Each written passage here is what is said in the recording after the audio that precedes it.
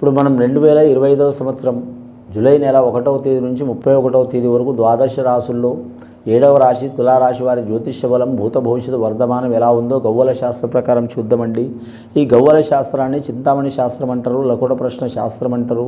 9 గవ్వలు 3 సార్లు వేసి వాటిని లెక్కబెట్టి వారి జ్యోతిష్య బలం, గ్రహబలం, గృహబలం, వాస్తుబలం, సంతాన బలం, కుటుంబ బలం, ఆరోగ్య బలం, గుణబలం, యోగ బలం చూద్దామండి.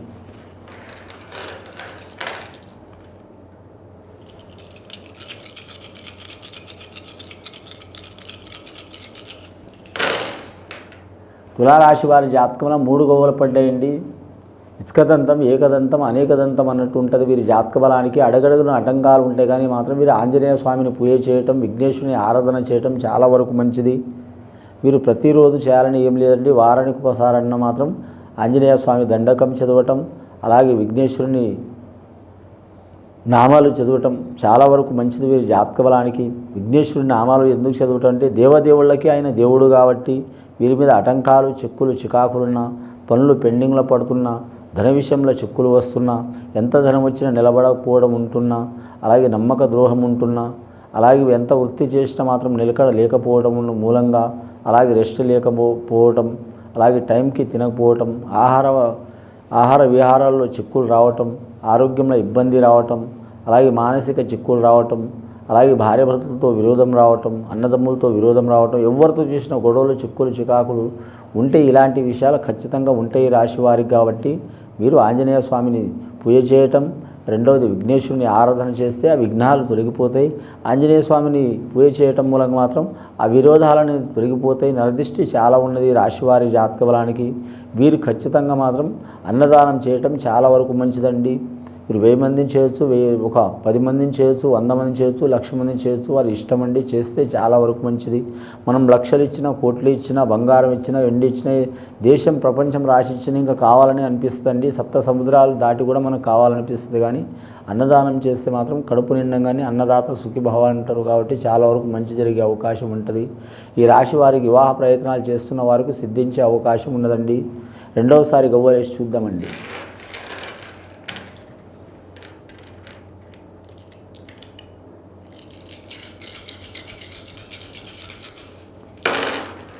రెండవసారి గవ్వలేస్తే 4 గవ్వలు పడ్డాయండి. శుభకార్య విషయంలో కలిసి వచ్చే అవకాశం ఉంది. రాహు మహర్దశ మంచిగా ఉంటుంది. వీరి జాతక బలానికి మంచిగా ఉందండి. రాహు మహర్దశ మంచిగా ఉన్నందువలన ఆకర్షణ శక్తి చాలా ఉంటుంది. కళాకారులకు కలిసి వచ్చే అవకాశాలు ఉన్నాయి.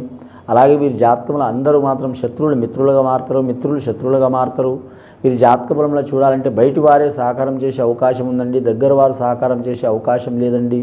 ఏమైనా పనులు పెండింగ్లో పడ్డవారు గృహం గురించి కానీ, ఇల్లు గురించి కానీ, స్థలం గురించి కానీ, ఉద్యోగం గురించి కానీ, కళ్యాణం గురించి కానీ, సర్వ పనులు ఏదైనా పెండింగ్లో పడ్డు కూడా జరిగే అవకాశాలు ఉన్నాయండి. ఈ రాహు మార్గదర్శకు అధిపతి మాత్రం అమ్మవారు కాబట్టి బెజవాడ కనకదుర్గమ్మ వారిని పూజ చేయడం చాలా వరకు మంచిది. ఏ అమ్మవారినైనా పూజ చేయవచ్చు, కానీ కాకపోతే అమ్మవారి స్వరూపం దుర్గామాత కాబట్టి అమ్మవారిని పూజ చేయడం చాలా వరకు మంచిది. శుక్రవారం చాలా మంచిదండి. వీరు వజ్రం ధరించడం మంచిది.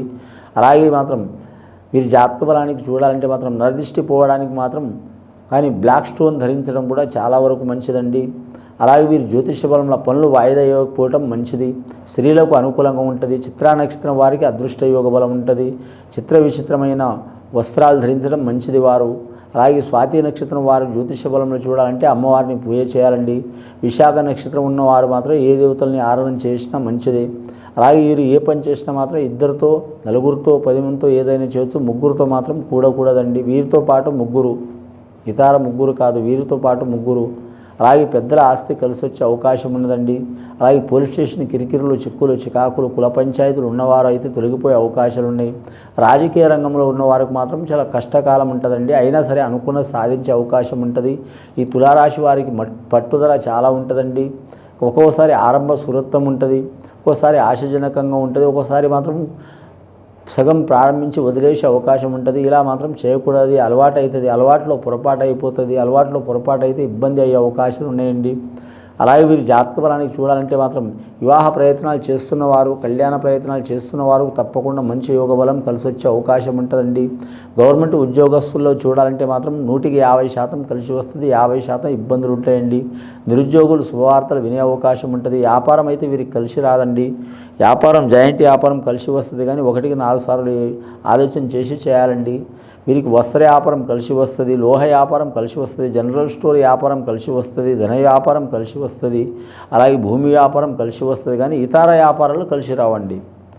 5-6 వ్యాపారాలు కలిసి వచ్చే అవకాశం ఉంటుంది వీరి జాతక బలానికి.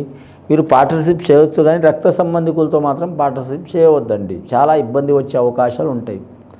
కానీ మాత్రం ముఖ్యంగా చూడాలంటే పొత్తులాట పీకులాట అంటారండి. పొత్తులో చేసే వ్యాపారమే పీకులాట. అంటే ఎవరిని నష్టం చేయరు, కానీ అయినా ఏమైనా మనల్ని ఇబ్బంది పెడుతుండా, లేకుంటే ఏమైనా నష్టం చేస్తుండా, మనం వారిని ఇబ్బంది పెడుతున్నా అనే ఒక ఆలోచన ఖచ్చితంగా ఉంటుంది. కాబట్టి మాత్రం ఈ రాశి వారు రక్త సంబంధికులతో మాత్రం వ్యాపారం చేయకపోవటం చాలా శ్రేయస్కరం. బయట వారితో చేయటం చాలా వరకు మంచిది, సన్నిహితులతో చేయటం చాలా వరకు మంచిది. ముఖ్యంగా ఈ రాశివారి జాతక బలంలో చూడాలంటే మాత్రం నరఘోష అధికంగా ఉంది, కాబట్టి లక్ష్మీనరసింహస్వామి దర్శనం చేయటం కూడా మంచిదండి. 3వసారి గవ్వలేసి చూద్దామండి. మొత్తం 7 గవ్వలు పడ్డాయండి వీరి జాతక బలం మీద.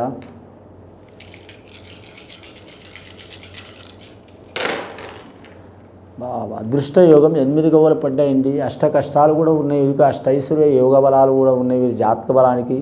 ముఖ్యంగా ఒక గవ్వ బోర్ల పడ్డదండి. వీరి జాతక బలానికి ఒకరు మాత్రం బోర్లయ్యాలని చాలామంది మనసులో ఉన్నది. ఒక్కసారన్నా బోర్లయ్యాలని ఒకరికి ఆలోచన చాలా ఉంది. 8 మంది సహకారం చేసినా ఒకరు నష్టం చేయాలనే ఆలోచన ఉంటుంది. కాబట్టి వీరు ఏదైనా సరే మాత్రం తొందరపాటు నిర్ణయం మాత్రం తీసుకోవద్దు. కానీ వీరు బుద్ధిబలంతో నడవాలండి. వీరికి బుద్ధిబలం కూడా ఉంటుంది, అలాగే మాత్రం మీ జాతకానికి మాత్రం ధనబలం కూడా ఉంటుంది, అలాగే మాత్రం శరీర బలం కూడా ఉంటుంది. కానీ మాత్రం బుద్ధి బలంతో నడవటమే చాలా వరకు మంచిది వీరి జాతక బలానికి. కానీ అష్టమ సంఖ్య అంటే అష్టలక్ష్ముల సంఖ్య ఉంటుందండి, అలాగే అష్టైశ్వర్య సంఖ్య కూడా ఉంటుందండి, అష్ట కష్టాల సంఖ్య కూడా ఉంటుందండి, అష్ట దిక్పాలకుల సంఖ్య కూడా ఉంటుందండి. తూర్పున సూర్యుడు సహకారం చేస్తాడు, పడమర మాత్రం వరుణుడు సహకారం చేస్తాడు, ఉత్తరాన కుబేరుడు సహకారం చేస్తాడు, దక్షిణాన మాత్రం ముఖ్యంగా యముడు సహకారం చేస్తాడు, ఈశాన్య భాగాన ఈశ్వరుడు సహకారం చేస్తాడు, ఆగ్నేయ భాగాన అగ్నిదేవత సహకారం చేస్తాడు, నైరుతి భాగాన కట్టు రాక్షస యోగం సహకారం చేస్తాడు, వాయువు భాగాన వాయుమూర్తు వాయునందనుడు ఆంజనేయ స్వామి తండ్రి, అలాగే భీముడి తండ్రి కూడా సహకారం చేసే అవకాశం ఉన్నదండి. నరదృష్టి అధికంగా ఉంది, కాబట్టి లక్ష్మీనరసింహస్వామిని పూజ చేయడం చాలా వరకు మంచిది. కానీ వివాహం కాని స్త్రీలకు మంచి యోగ బలం ఉంటుందండి. వివాహమైన స్త్రీలకు మాత్రం భార్యాభర్తల వైషమ్యాలు ఉన్నవారు కూడా తొలగిపోయే అవకాశాలు ఉన్నాయి. అలాగే ప్రేమ వ్యవహారాలు ఉన్నవారు టైం తీసుకోవడం మంచిది. ముఖ్యంగా వీరు జాతకంలో చూడాలంటే ప్రయాణ విషయంలో జాగ్రత్తగా ఉండాలండి. 35 సంవత్సరాలు దాటిన వారికి మాత్రం ఆరోగ్యంలో భంగం వచ్చే అవకాశం ఉంది, కాబట్టి ఖచ్చితంగా ఆరోగ్య విషయంలో జాగ్రత్త తీసుకోవాలండి. ఇది విని చూసి ఆచరించే వారికి మంచి ఫలితాలు కలుగుతాయండి. తులారాశి వారికి శుభం భూయత్.